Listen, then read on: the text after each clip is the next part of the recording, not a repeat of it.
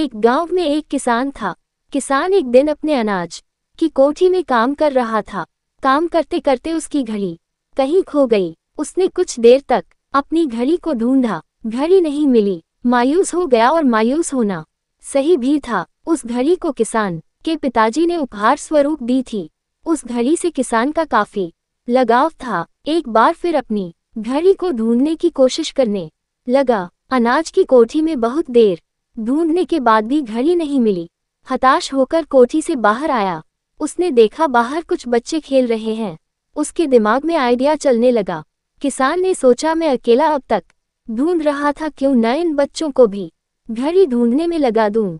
उसने घड़ी ढूंढने के बदले बच्चों को इनाम देने के लिए कहा। बच्चे इनाम के लालच में तुरंत मान गए। अब सारे बच्चे कोठी के अंदर जाकर घड़ी ढूंढने लगे। बच्चे जितना ढूंढ सकते थे उन्होंने ढूंढा, पर घड़ी नहीं मिली। बच्चे थक चुके थे, उन्होंने हार मान ली। किसान भी अब थका और हारा महसूस कर रहा था। बच्चों के जाने के बाद वह हताश और परेशान बैठा था। कुछ देर बाद एक बच्चा वापस आया। आकर किसान से बोला, क्या मैं फिर से घड़ी ढूंढ सकता हूँ? किसान ने कहा, ठीक है। बच्चा फिर से कोठी के अंदर गया और थोड़ी देर में घड़ी के साथ वापस लौटा। किसान ने देखा बच्चा अपने हाथों में घड़ी लेकर वापस लौटा है। किसान को खुशी का ठिकाना ना रहा। किसान को कुछ समझ नहीं आ रहा था।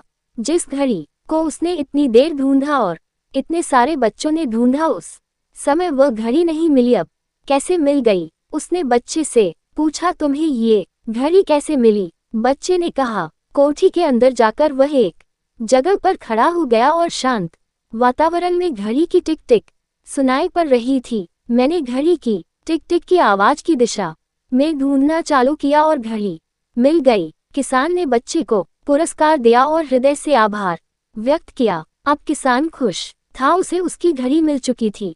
इस कहानी से हमें सीख मिलती है, शांति हमारी सफलता के लिए जरूरी है। शांतचित्त रहकर ही हम सफल हो सकते हैं।